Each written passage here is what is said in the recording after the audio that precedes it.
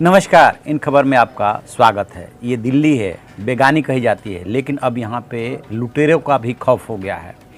आए दिन लूटपाट होती है, लेकिन अब की बार जो लूटपाट हुई है वो किसी मामूली शख्स के साथ नहीं हुई है, बल्कि प्रधानमंत्री नरेंद्र मोदी की भतीजी यानी कि भाई की बेटी को लुटेरों ने लूट लिया। और ऐसे इलाके से में लूटपाट हुई है जहाँ पे कि एलजी यानी कि दिल्ली के लेफ्टिनेंट गवर्नर और मुख्यमंत्री का आवास है, सिविल लाइन इलाके में लूट हुई है। ये जो जानकारी मिल रही है उस जानकारी के मुताबिक सिविल लाइन्स इलाके में स्कूटी सवार दो झपटमार आए और ये वारदात करके चले गए। पीड़ित जो दमयंती मोदी हैं वो जो है इनके प्रधानमंत्री नरेंद्र मोदी के जो भाई है प्रहलाद भाई मोदी, उनकी बेटी हैं।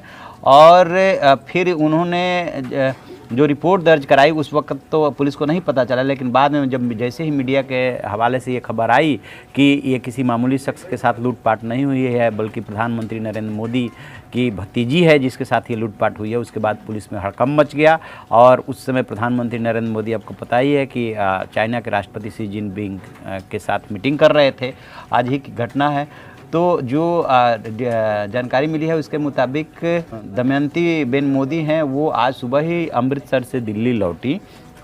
उनका कमरा सिविल लाइन इलाके के गुजराती समाज भवन में बुक था, लिहाजा वो पुरानी दिल्ली से ऑटो से अपने परिवार के साथ गुजराती समाज भवन पहुंची। अभी गेट पर पहुंचकर वे ऑटो से उतर ही रही थी कि तभी स्कूटी सवार दो बदमाश आए और उनका पर्स छीन करके ले गए। इससे पहले कि वो शोर मचाती बदमाश मौके से फरार हो गए। पर्स में, जैसा कि दमयंती बेन ने बताया, कि पर्स में करीब 56,000 रुपये, 2 मोबाइल और तमाम अहम डॉक्यूमेंट्स थे। उन्हें शाम को अहमदाबाद की फ़्लाइट पकड़नी थी, लेकिन उनके दस्तावेज गायब हो गए। लिहाजा वो अपने को ठगा सा महसूस कर रही हैं और दिल्ली में ही हैं कि अब जाएँ तो कैसे जाएँ। फिलहाल पुलिस मामले की तफ्तीश कर रही है और अब देखते हैं कि क्या होता है। इसके पहले भी कई ऐसी बड़ी वारदातें हुई हैं। अभी हाल में एक जो बड़े अधिकारी के साथ दिल्ली में मारपीट हुई थी वो घटना, उसके बाद एक अधिकारी की वाइफ के साथ लूटपाट हुई थी, एक पत्रकार के साथ लूटपाट हुई थी।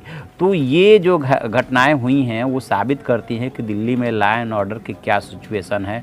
और वो भी जहाँ पे ये रुकी हुई थी वहाँ पे अपने जगह पे वो पहुंच गई थी और ऑटो से उतर ही रही थी, इसी दौरान ये लूटपाट की घटना हो गई। कह सकते हैं कि लुटेरों को क्या पता कि ये कौन है, प्रधानमंत्री के रिश्तेदार हैं कि कौन है, उन्हें इससे मतलब नहीं है। वो तो बाद में पता चलता है, तब जाके हड़कंप मचता है। अभी देखते हैं कि इस मामले के बाद सवाल सिर्फ ये नहीं कि प्रधानमंत्री के भतीजी के साथ लूटपाट हुई। आए दिन दिल्ली में इस तरह की घटनाएँ हो रही हैं, लूटपाट की और रोड रेज की। तो ये जो घटना हुई है, अब इसके बाद दिल्ली पुलिस को अपने कार्यप्रणाली की और जो व्यवस्था बनाई है उसकी समीक्षा करने की ज़रूरत है कि वाकई में कहीं लैप्सेज है। दिल्ली पुलिस हर कदम पे जो साथ देती है या साथ देने का वादा करती है वो कहाँ तक वादा निभा रही है। ठीक है, ये तो वीआईपी केस है, इसमें तो पुलिस एक्शन ले ही लेगी। हो सकता है लुटेरे पकड़े भी जाए, क्योंकि ये भी देखा जा रहा है कि सीसीटीवी कैमरे में तो नहीं आए हैं, क्योंकि सीसीटीवी कैमरे में दिए आए होंगे तो थोड़ी सहूलियत हो जाती है। चेहरा यदि बांध रखा होगा तो भी आइडिया लग जाता है।